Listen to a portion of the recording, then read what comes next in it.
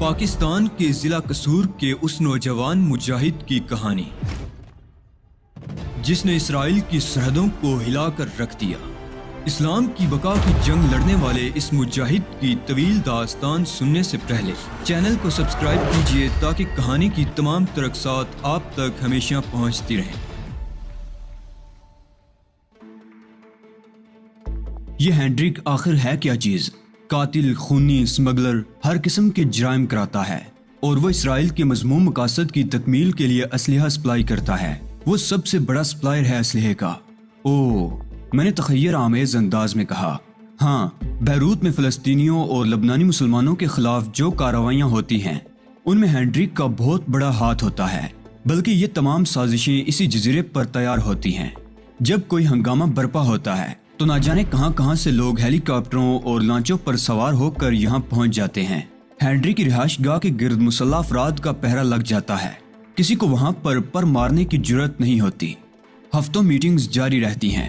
مجھے یقین ہے کہ ان میں اسرائیلی حکومت کے سربراہ اور وہ لوگ شامل ہوتے ہیں، اور اس کے بعد پتہ چلتا ہے کہ بیروت میں مسلمانوں اور عیسائیوں میں جنگ شروع ہو گئی ہے، اور اس ساری کارروائی کا آغاز یہاں سے ہوتا ہے۔ بہت سے جہاز اسلحہ لے کر آتے ہیں۔ یہ اسلحہ پہلے یہاں اتارا جاتا ہے اور پھر یہاں سے لانچوں کے ذریعے بیروت سمگل ہو جاتا ہے۔ اس سلسلے میں ہینڈرک بڑی مستعدی سے کام کرتا ہے۔ میں ان تمام باتوں پر گہری نگاہ رکھتی رہی ہوں، میرا یہی عمل رہا ہے، لیکن یہ سب کچھ میری ذات تک محدود ہے۔ ہینڈرک کی قومیت کے بارے میں صحیح اندازہ لگانا بے حد مشکل ہے۔ کوئی نہیں جانتا کہ وہ کون ہے۔ ممکن ہے وہ خود بھی یہودی ہو۔ اس کی فطرت میں شیطانیت اور مکاری کوٹ کوٹ کر بھری ہوئی ہے۔ یہاں ہر شخص کی جان ہمیشہ سولی پر لٹکی رہتی ہے۔ غریب طبقے کے لوگوں کو اس نے خاص طور سے اپنی مٹھی میں لے رکھا ہے۔ انہیں طرح طرح کی سہولتیں فراہم کرتا ہے۔ بڑا نیک اور پرہیزگار مشہور ہے، مگر ہم لوگ جانتے ہیں کہ وہ کیا ہے۔ اپنے احکامات کی خلاف ورزی کرنے والوں یا کسی غلطی کا شکار ہونے والوں کے لیے وہ براہ راست کوئی قدم نہیں اٹھاتا، انہیں کوئی نقصان نہیں پہنچاتا، لیکن بس یوں ہوتا ہے کہ وہ اچانک کسی حادثے کا شکار ہو جاتے ہیں، کسی ایسے حادثے کا جو خود ان کے لیے بھی غیر متوقع ہوتا ہے، اور طویل عرصے تک لوگ یہ اندازہ نہیں لگا پاتے کہ یہ کوئی حادثہ تھا یا ہینڈرک کی طرف سے دی جانے والی سزا۔ پھر بعد میں پتہ چلتا ہے کہ وہ ان کی حماقت کی سزا تھی۔ تو یہ ہے ہینڈرک، سمجھے تم؟ اور اب مجھے بتاؤ کہ میں اتنی معمولی سی لڑکی تمہیں یہاں سے کیسے نکال سکتی ہوں؟ میں تو بہت مجبور اور بے بس ہوں۔ میں اپنے جسم میں شدید سنسنی محسوس کر رہا تھا۔ در حقیقت یہ انتہائی قیمتی معلومات تھی جو مجھے پینی سے حاصل ہوئی تھی۔ ہینڈرک کے بارے میں اس انداز سے تو میں نے سوچا ہی نہیں تھا، مگر پینی نے جو کچھ بتایا تھا وہ میرے لیے بہت اہمیت رکھتا تھا، اور اب میرے اندر میری سوچ میں نمایاں تبدیلیاں پیدا ہو گئی تھی۔ بے شک فرانہ تنظیم کے لیے قابل توجہ تھی اور وہ اس کے بارے میں معلومات حاصل کرنا چاہتے تھے، لیکن ہینڈرک کی شخصیت شاید خود ان کے علم میں بھی نہ ہوگی۔ میں نے فرانہ سے کہیں آگے کی شخصیت کو تلاش کر لیا تھا، اور اگر میں براہ راست اس کے خلاف کسی کارروائی کا آغاز کر دیتا تو یقینی طور پر وہ تنظیم کے مفاد میں ہی ہوتا۔ رہ گیا فرانہ کا مسئلہ، تو اس سلسلے میں بھی میرے ذہن میں ایک عجیب سا تصور ابھرا تھا۔ جیسا کہ تنظیم کا خیال تھا کہ فرانہ پراسرار کارروائیوں میں ملوث معلوم ہوتی ہے اور اس کا تعلق کچھ خاص لوگوں سے ہے جس کے بارے میں تنظیم کو کوئی صحیح اندازہ نہیں ہو سکا تھا، تو یہاں تو اس بات کی نفی ہو جاتی ہے۔ فرانہ اگر کسی بھی طرح صہیونی قوتوں کی اعلی کار ہوتی تو کم از کم ہینڈرک سے اس کی دشمنی نہ ہوتی۔ یہ بات ذرا الجھانے والی تھی۔ بہرصورت جس جگہ میں موجود تھا وہ بہت مخدوش تھی، اور یہاں رہ کر کچھ سوچنے سمجھنے کا معاملہ ٹیڑھا تھا۔ میں نے پینی سے مخاطب ہوتے ہوئے کہا، تمہاری ان معلومات کا بہت بہت شکریہ۔ میں جانتا ہوں کہ تم مجبور ہو، مجھے تمہاری باتوں پر یقین آ گیا ہے پینی۔ بہرحال میں تمہارا شکر گزار ہوں۔ یہ جو کچھ ہوا اس میں تمہارا کوئی قصور نہیں۔ میں جانتا ہوں کہ جزیرے سے نکلنا میرے لیے بہت مشکل ہوگا، لیکن پھر بھی میں آخری وقت تک اپنی جدوجہد جاری رکھوں گا اور کوشش کروں گا کہ کسی طرح یہاں سے نکل جاؤں۔ میرے جانے سے پہلے اتنا اور بتا دو کہ کہیں تم تو کوئی خطرہ محسوس نہیں کر رہی ہو؟ میں نے پوچھا۔ نہیں، بس تم مجھے رسی سے باندھ کر ڈال جاؤ۔ وہ لوگ یقیناً پہلے ٹیلی فون پر مجھ سے صورتحال معلوم کریں گے۔ میری طرف سے کوئی جواب موصول نہیں ہوگا تو وہ یہاں پہنچ کر حالات کا جائزہ لیں گے۔ اس طرح میں بچ جاؤں گی۔ ویسے ایک پیشکش کروں گی تمہیں۔ ہاں پینی، ضرور۔ اگر کسی الجھن کا شکار ہو یا تمہیں کسی پناہ گاہ کی تلاش ہو تو یہاں آ جانا، میں تمہیں محفوظ رکھوں گی۔ کیا واقعی پینی؟ کیا تم مجھے پناہ دے سکتی ہو؟ हाँ, बस इससे ज्यादा कुछ नहीं कहूंगी। इतना कहकर उसने मुंह फेर लिया। मैं चंद लम्हों तक खड़ा उसे देखता रहा, फिर मैं आहिस्ता आहिस्ता उसके करीब पहुंच गया। मैंने तुमसे मदद की दरख्वास्त की थी पैनी, और मुझे मुसर्रत है कि तुमने मेरी मदद की। ये अलग बात है कि तुम्हारा ताउन सिर्फ अल्फाज तक महदूद रहा। आओ मैं तुम्हें बांध दूं ताकि तुम किसी उलझन का शिकार न होने पाओ। पैनी ने कोई जवाब नहीं दिया, खामोशी से मेरे साथ उस कमरे में आ गई जहां वो तीनों आदमी अब भी बेहोश पड़े हुए थे। मैंने पैनी को रस्सी से बांधते वक्त मुरव्वत से काम नहीं लिया था ताकि किसी को शुबा ना हो सके। इसका इजहार मैंने पैनी से भी कर दिया और उसने अपनी गर्दन को जुम्बश देते हुए कहा, हाँ यही मुनासिब है, वरना मैं मुसीबत में फंस जाऊंगी। अच्छा पैनी, खुदा हाफिज, खुदा हाफिज। वो डबडबाई सी आंखों से मुझे देखते हुए बोली और मैं वहां से बाहर निकल आया। मेकअप बक्स में साथ ला सकता था, लेकिन मेरे लिए वही मसला था।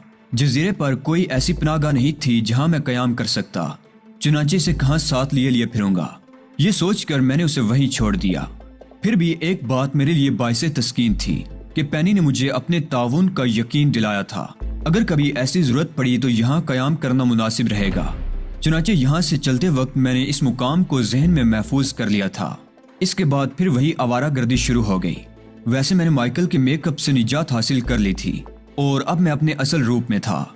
हेनरी के बारे में जो मालूमात हासिल हुई थी वो मेरे लिए खजाने की हैसियत रखती थी। अगर कोई पुरस्कून जगह मिल जाए तो फिर बैठकर ये सोचा जाए कि अब हेनरी के खिलाफ क्या कार्रवाई करना चाहिए। मैं यकीनी तौर पर उस जजीरे में तन्हा था। मुझे सड़क की दोनों समतों में फैली हुई चट्टानें याद आईं और मैंने सोचा कि वापस जाकर चट्टानों का रुख करूं तो मुमकिन है कोई ऐसी पनाहगाह मिल जाए जहां छुप कर रहा जा सके। इस ख्याल के तहत मैं तेजी से उस तरफ बढ़ गया और बिलाखिर उस सड़क पर पहुंच गया जहां से गुजर कर यहाँ तक आया था। सड़क के अतराफ में दूर तक खूबसूरत दरख्त और सरसब्ज खेत फैले हुए थे। चट्टानें शायद इस जजीरे का खास हिस्सा थी और उन्हें उनकी जगह से हटाने की कोई खास कोशिश नहीं की गई थी। मैं उन चट्टानों को देखता हुआ आगे बढ़ता रहा और फिर एक चट्टान के पास पहुंचकर रुक गया। वो चट्टान ही थी लेकिन पहाड़ नुमा। अचानक मुझे एक खला नजर आया जो यकीनी तौर पर चट्टान के अंदर गार का रास्ता था। मैंने एक लम्हे के लिए सोचा और फिर उस रास्ते में से गार के अंदर दाखिल हो गया। वक्ती तौर पर पोशीदा रहने के लिए ये बेहतरीन जगह थी, बस खाने पीने का मामला था। लेकिन ये कोई ऐसा मसला नहीं था। मैं करीब ही फलदार दरख्तों और सरसब्ज खेतों को देख चुका था। खेतों में गाजरें, मूलियां, चुकंदर और ऐसी ही दूसरी सब्जियां बकसरत मौजूद थीं, जिनसे किसी कदर पानी की कमी भी पूरी हो सकती थी और पेट की आग भी बुझाई जा सकती थी। अगर कुछ भी ना मिला तो इनसे कुछ दिन काम चलाया जा सकता है, बशर्ते कि ये गार उनकी निगाहों से पोशीदा रहे। गार से थोड़े फासले पर लंबी लंबी घास थी। अगर ये घास गार के दहाने पर भी होती तो फिर भी छुपने के लिए ये बेहतरीन जगह थी। मजीद कोशिश करके जगह को दूसरों की निगाहों से महफूज रखा जा सकता था। मैंने एक और तरकीब सोची। ये लंबी लंबी घास अगर काट कर उस गार के दहाने पर ढेर कर दी जाए तो मुमकिन है किसी की तवज्जो उस पर न जाए। यह ख्याल मेरे जहन में जड़ पकड़ गया और मैंने उस लंबी लंबी घास को उखेड़ना शुरू कर दिया। बहुत सी घास उखेड़ने के बाद मैंने उस ढेर को चट्टान के दहाने पर जमा दिया और खुद अंदर दाखिल हो गया। इस किस्म का रास्ता मैंने बना लिया था कि मुझे बाहर निकलने में कोई दिक्कत ना हो और अगर कोई इत्तफाकिया तौर पर इधर से गुजरे तो उसे ये शुबा ना हो कि इस चट्टानी गार में कोई पोशीदा है। गार अंदर से साफ सुथरा था, अगरचे बहुत कुशादा ना था, लेकिन फिर भी मैं किसी न किसी तरह उसमें लेट भी सकता था और आसानी से उठकर बैठ भी सकता था। मुझ पर थकन तारी थी। ये थकन दरअसल जहनी थी। ख्यालात का तूफान जहन में उमड़ रहा था और मैं ना जाने क्या कुछ सोचता रहा। सोचते सोचते मुझे गहरी नींद आ गई थी और फिर उस वक्त आंख खुली जब रात हो चुकी थी। मैंने एक अंगड़ाई ली और उठकर बैठ गया। अब भूख लग रही थी और एक अजीब सा मलाल तारी था। मैं थोड़ी देर तक सोचता रहा और फिर चट्टानी गार से बाहर निकल आया। सब्जियों पर गुजारा किया जा सकता था, लेकिन रात के उस वक्त इनका हुसूल भी खासा मुश्किल काम था। चुनांचे मैंने सोचा कि बस्ती की तरफ जाकर किस्मत आजमाई की जाए, खास इसके लिए मुझे चोरी ही क्यों न करना पड़े या फिर किसी घर में दाखिल होकर खाने पीने की चीजें तलाश की जाएं। अब तो यही जिंदगी रह गई थी। जजीरा चूंकि बहुत ज्यादा बड़ा नहीं था, आबादी कम थी और इधर उधर फैली हुई थी, इसलिए यहाँ से किसी मकान तक पहुँचने में 15-20 मिनट से ज्यादा वक्त नहीं लगता। चुनांचे तरकारियों के खेत से होता हुआ मैं सड़क की तरफ चल पड़ा। फिर सड़क अबूर करके मैं उस इलाके में पहुंच गया जहाँ कुछ मकानात नजर आ रहे थे जो बज़ाहिर आसूदा हाल लोगों की मलकियत महसूस होते थे। गरीबों की बस्ती यहाँ से फासले पर थी। ان مکانات کی طرف قدم بڑھاتے ہوئے میں ذرا محتاط بھی تھا۔ ویسے یہاں کے لوگ عام حالات میں نہایت پرسکون زندگی گزارتے تھے۔ یقینی طور پر یہاں چوریاں نہیں ہوتی ہوں گی، کیونکہ چور مال لے کر کہیں دور نہیں جا سکتا تھا، اور اگر کوئی ایسی واردات ہو جاتی تو چور کا پکڑا جانا نہایت آسان ہوتا۔ دوسرے جرائم بھی یہاں نہ ہوتے ہوں گے، کیونکہ ہینڈرک ایک محتاط اور باخبر آدمی تھا، اور کسی بھی عنوان یہاں جرائم کی پرورش نہیں ہو سکتی تھی۔ برصورت میں اس مکان تک پہنچ گیا جو سب سے پہلے میرے سامنے آیا تھا۔ مکان کے احاطے میں ہلکی سی روشنی پھیلی ہوئی تھی۔ یہ روشنی اس بلب کی تھی جو مکان کے صدر دروازے پر لگا ہوا تھا۔ اندرونی حالات کا کوئی صحیح اندازہ نہیں کیا جا سکتا تھا۔ مکان کا احاطہ اتنا بلند نہیں تھا کہ اسے عبور کرنے میں کوئی دقت پیش آتی۔ میں 4 دیواری عبور کر کے اندر پہنچ گیا اور پھر مکان کے چاروں طرف چکر لگانے لگا۔ اندر داخل ہونے کے لیے کسی مناسب جگہ کی تلاش تھی، اور یہ مناسب جگہ ایک پائپ تھا جو مجھے اس کھلی ہوئی کھڑکی تک لے جا سکتا تھا، جو تقریباً 12 فٹ کی بلندی پر نظر آ رہی تھی۔ معمولی سی جدوجہد کے بعد پائپ پر چڑھ کر میں کھڑکی کے راستے اندر داخل ہو گیا۔ یہ باتھ روم تھا، خوبصورت ٹائلوں سے مزین۔ ایک جانب باتھ ٹب موجود تھا۔ اسے کسی جدید مکان کا خوبصورت باتھ روم کہا جا سکتا تھا۔ فی الحال مجھے اس سے کوئی دلچسپی نہیں تھی۔ میں نے باتھ روم کے دروازے کو آزمایا۔ اندر سے کھل جانے والا دروازہ تھا۔ میں اسے کھول کر دوسری طرف داخل ہو گیا۔ یہ شاید کوئی کمرہ تھا، لیکن یہ اندازہ لگانا مشکل تھا کہ وہاں کوئی موجود ہے یا نہیں۔ بہرحال ہمت تو کرنا ہی تھی۔ میں نے باتھ روم کے دروازے کو بند کیا اور کمرے کی دیواریں ٹٹولنے لگا۔ مجھے دیواروں پر کوئی سوئچ بورڈ تو نہ مل سکا، لیکن چند لمحات کے بعد آنکھیں اندھیرے میں دیکھنے کی عادی ہو گئی۔ میں نے غور کیا تو مجھے ایک جانب مسحری پڑی ہوئی نظر آئی۔ فرش پر قالین بچھا ہوا تھا، اس لیے کوئی میرے قدموں کی چاپ بھی نہیں سن سکتا تھا۔ مجھے مسحری پر کوئی نظر نہیں آیا۔ اس کا مطلب تھا کہ کمرہ خالی ہے۔ پھر میں نے کسی نہ کسی طرح دروازہ بھی تلاش کر لیا، اور میری خوش قسمتی کہ دروازہ باہر سے بند نہیں تھا۔ دروازے سے گزر کر میں ایک چوڑی راہداری میں آ گیا اور پھر ایک سمت کا تعین کر کے چل پڑا۔ راہداری ایک اور کمرے پر جا کر ختم ہوئی تھی، جس کے دروازے کے نیچے سے مدھم روشنی جھانک رہی تھی۔ یہ بیڈ روم تھا جس میں یقیناً مکان کے مکین موجود ہوں گے۔ چنانچہ میں وہاں سے پلٹا اور راہداری کے دوسرے حصے کی جانب چل پڑا۔ یہ دوسرا حصہ مجھے ایک ہال میں لے گیا، اور اس ہال سے گزر کر بالآخر میں اپنی مطلوبہ جگہ پہنچ ہی گیا، یعنی کچن۔ میں نے کچن کا دروازہ کھولا اور اندر داخل ہو گیا۔ روشنی کرنا خطرناک بھی ہو سکتا تھا، مگر روشنی کے بغیر چارہ بھی نہیں تھا۔ میں نے اس کچن میں سوئچ تلاش کر لیا اور کچن روشن ہو گیا۔ خوبصورت کشادہ کچن تھا جس میں ایک جانب بڑا سا ڈیپ فریزر رکھا ہوا تھا۔ ایک چھوٹا سا فریج بھی تھا۔ ایک طرف اوون لگا ہوا تھا۔ میں نے فریج کھولا۔ پھل وغیرہ سامنے ہی نظر آ رہے تھے، مکھن اور پنیر کے پیکٹ اور فریج کے اوپر رکھی ہوئی ڈبل روٹی۔ میں نے دل ہی دل میں خدا کا شکر ادا کیا اور ڈبل روٹی اور پنیر نکال کر وہیں بیٹھ گیا۔ یہ چیزیں مجھے بڑی نعمت محسوس ہو رہی تھی۔ میں نے کھانا شروع کر دیا۔ کوئی 2-4 منٹ گزرے ہوں گے کہ دفعتاً مجھے کچن کے دروازے پر ہلکی سی آہٹ محسوس ہوئی اور میں اچھل کر کھڑا ہو گیا۔ کچن کا دروازہ کھلا اور شب خوابی کے لباس میں ملبوس ایک تندرست قد و قامت کی عورت مجھے نظر آئی۔ کیونکہ وہ باہر تاریکی میں تھی، اس لیے میں اس کا ہیولہ ہی دیکھ سکا۔ عورت کے انداز سے ظاہر ہو رہا تھا جیسے وہ مجھے دیکھ رہی ہو۔ میں نے دوبارہ سلائس کھانا شروع کر دیا۔ عورت کچھ دیر تک خاموش رہی، پھر اچانک اس کی آواز ابھری، پلیز باہر آ جاؤ۔ یہ آواز نہ جانے کیوں مجھے جانی پہچانی محسوس ہوئی تھی۔ میں آنکھیں پھاڑ پھاڑ کر اسے دیکھنے لگا۔ وہ چند قدم اور آگے بڑھ آئی اور دوسرے ہی لمحے میرا دماغ جنجنا کر رہ گیا۔ اتنا شدید جھٹکا لگا تھا ذہن کو کہ پورا جسم ایک لمحے کے لیے مفلوج سا ہو کر رہ گیا۔ یہ ڈینی مارش اسمتھ تھی۔ ڈینی مارش اسمتھ کی یہاں موجودگی کا میں تصور بھی نہیں کر سکتا تھا۔ چنانچہ میری جو حالت ہوئی وہ ایک فطری رد عمل تھا۔ پھر بھی میں نے خود پر قابو پانے میں زیادہ وقت صرف نہیں کیا اور متوازن لہجے میں بولا، تم ڈینی ہو نا؟ ہاں، باہر آ جاؤ، اس نے نرم لہجے میں کہا۔ تم دیکھ رہی ہو اس وقت ایک ضروری کام میں مصروف ہوں۔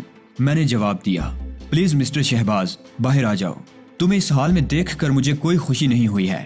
ڈینی نے کہا، خوب مس ڈینی مارش اسمتھ، آپ تو بڑے خوبصورت جملے بول لیتی ہیں، لیکن میں ابھی بھوکا ہوں۔ میں تمہارے لیے بہترین کھانے کا بندوبست کرتی ہوں۔ سوری ڈینی، یہ نہیں ہو سکتا۔ مسٹر شہباز، برائے کرم مجھ پر بھروسہ کرو، ڈینی نے عاجزی سے کہا، اور میں اپنے دونوں شانوں کو جنبش دیتے ہوئے بولا، اگر تم اجازت دو تو میں یہی کچن میں ایک کونے میں بیٹھ جاؤں۔ اگر تم مجھ سے ہمدردی رکھتی ہو اور میری خاطر مدارت کرنا چاہتی ہو تو اس وقت ایک کپ چائے یا کافی اور دے دو، میرا کام بن جائے گا۔ اچھا ٹھیک ہے، تم اس سٹول پر بیٹھ جاؤ، اس نے کہا اور آگے بڑھ کر ڈبل روٹی اور پنیر وغیرہ میرے ہاتھ سے لے لیا۔ اس کے چہرے پر تاشف کے آثار نظر آ رہے تھے۔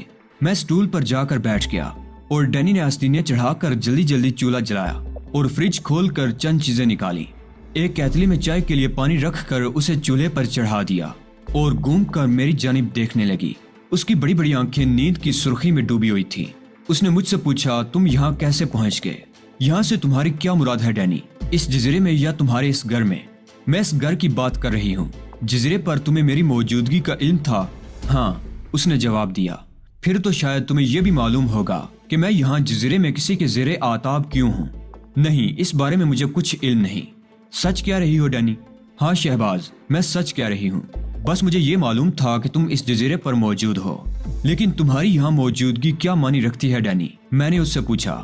بتا دوں گی شہباز، اتنی جلدی کیا ہے؟ اس نے اداس سے لہجے میں کہا۔ یہاں تمہارے علاوہ اس مکان میں اور کوئی تو نہیں ہے؟ نہیں، البتہ عمارت کے بیرونی گیٹ پر ایک چوکیدار موجود ہے جو یقیناً سو رہا ہوگا۔ اس کے علاوہ اور کوئی نہیں ہے؟ میں نے پوچھا۔ یقین کرو کوئی نہیں ہے، میں یہاں تنہا ہوں، گویا میں یہاں سکون سے بیٹھ سکتا ہوں۔ ہاں، اگر تم دوسروں کی نگاہوں سے بچتے ہوئے یہاں تک پہنچے ہو تو پھر تمہیں کوئی خطرہ نہیں ہے۔ تاریک رات میں اس وقت میرا خیال ہے کسی نے مجھے یہاں آتے ہوئے نہیں دیکھا ہوگا۔ خام خیالی ہے، تمہاری ایک ایک حرکت پر نگاہ رکھی جا رہی ہے۔ تمہیں کیسے معلوم؟ میں نے چونکتے ہوئے پوچھا۔ میں نے کہا نا کہ پہلے کچھ کھا لو، اس کے بعد تفصیل سے گفتگو کریں گے۔ میں تم سے ملنے کی بے حد خواہش مند تھی۔ بارہا میں نے یہ آرزو کی تھی کہ کسی طرح تم چھپتے چھپاتے ہی یہاں آ نکلو، اور بعض اوقات انسان کی آرزو کسی طرح پوری ہو جاتی ہے۔ ڈینی، میں اس بات کا اعتراف کرتا ہوں کہ تمہیں دیکھ کر میرے ہوش اڑ گئے ہیں۔ مجھے تمہاری یہاں موجودگی کی قطعی توقع نہیں تھی۔ یقیناً ایسی ہی بات ہوگی، اس نے کہا، اور پھر ڈیپ فریزر کھول کر اس میں سے بیف اور چند دوسری چیزیں نکالنے لگی۔ میں کافی حد تک پنیر اور ڈبل روٹی کھا چکا ہوں، اس لیے زیادہ تکلف کی ضرورت نہیں ہے۔ تھوڑی سی گنجائش ہے، اس کے لیے چند معمولی چیزیں تیار کر لو۔ میں واقعی تمہاری اس مہمان نوازی کے لیے شکر گزار ہوں۔ گزشتہ واقعات جس طرح بھی گزرے ہوں، لیکن میں اس خاطر کے لیے تمہیں فراموش نہیں کر سکوں گا، میں نے کہا، مگر ڈینی نے کوئی جواب نہیں دیا اور کیتلی کی جانب متوجہ ہو گئی۔ میری حیرت اب بھی اپنے عروج پر تھی۔ دماغ کے کسی خانے میں یہ بات کسی طرح فٹ نہیں ہو رہی تھی کہ ڈینی کی یہاں موجودگی کیا معنی رکھتی ہے۔ آج تک مجھے ڈینی کے لیے ہی پریشان کیا جاتا رہا تھا، پھر ڈینی یہاں کس طرح پہنچی جبکہ جزیرے کے حالات مجھے معلوم تھے؟ اس سوال کا میرے پاس کوئی جواب نہیں تھا اور میری تمام تر ذہانت اس سوال کے آگے ختم ہو گئی تھی۔ چنانچہ میں نے خاموشی ہی اختیار کی۔ اس دوران ڈینی نے کافی تیار کر لی تھی اور کچھ سینڈوچز وغیرہ بھی بنا لیے تھے۔ اس کے بعد ٹماٹو کیچپ کی ایک بوتل لے کر وہ ٹرے میں سجائے ہوئے میرے پاس پہنچ گئی۔ پلیز، اس نے ٹرے میرے سامنے رکھ دی اور 2 پیالیوں میں کافی نکالنے لگی۔ میں نے بے تکلفی سے تمام چیزیں کھائیں، کافی کے 2 کپ پیے اور پھر ڈینی کے ساتھ کچن سے باہر نکل آیا۔ میں تمہارا شکریہ ادا کر کے واپس بھی جا سکتا ہوں ڈینی، اگر تم کسی قسم کی الجھن محسوس کر رہی ہو۔ اس نے اداس نگاہوں سے مجھے دیکھا اور پھر ہاتھ بڑھا کر کچن کی لائٹ بند کر دی۔ میرے ساتھ آؤ شہباز، ایسی کوئی بات نہیں ہے، میں تم سے تھوڑی دیر باتیں کروں گی، وہ بولی، اور مجھے لیے ہوئے اسی کمرے میں پہنچ گئی جو راہداری کے آخری سرے پر تھا۔ کمرے کا دروازہ کھلا ہوا تھا۔ غالباً ڈینی نے کچن میں داخل ہوتے وقت میرے قدموں کی چاپ سن لی تھی اور باہر نکل آئی تھی۔ خوبصورت کمرے میں پہنچ کر میں ایک صوفے پر بیٹھ گیا۔ ڈینی مجھ سے چند گز کے فاصلے پر اپنی مسہری پر دونوں پاؤں لٹکا کے بیٹھ گئی تھی۔ تمہارے دماغ میں میرے لیے کیا خیالات ہیں شہباز؟ بہت عجیب اور بہت ہی پریشان کن۔ پریشان کن کیوں؟ تمہارا نام میرے لیے ایک عذاب کی حیثیت اختیار کر گیا ہے۔ تفصیل بتاؤ گے کچھ؟ ہاں، تفصیل یہی ہے کہ مجھے اغوا کر کے اس جزیرے پر لایا گیا ہے، صرف یہ معلوم کرنے کے لیے کہ ڈینی مارش کہاں ہے۔ اوہ، تو یہ چکر چلایا ہے ان لوگوں نے؟ ہاں، اور اس سلسلے میں اچھی خاصی ہنگامہ آرائیاں ہو چکی ہیں۔ لیکن ڈینی مارش، کیا تم مجھے اپنے بارے میں مزید کچھ بتانا پسند کرو گی؟ میں کسی مصیبت کا شکار نہ ہو جاؤں شہباز، بس یہی سوچتی ہوں۔ مصیبت کا شکار کیوں ہو جاؤ گی؟ ظاہر ہے میں بھی ہینڈری کے غلاموں میں سے ہوں۔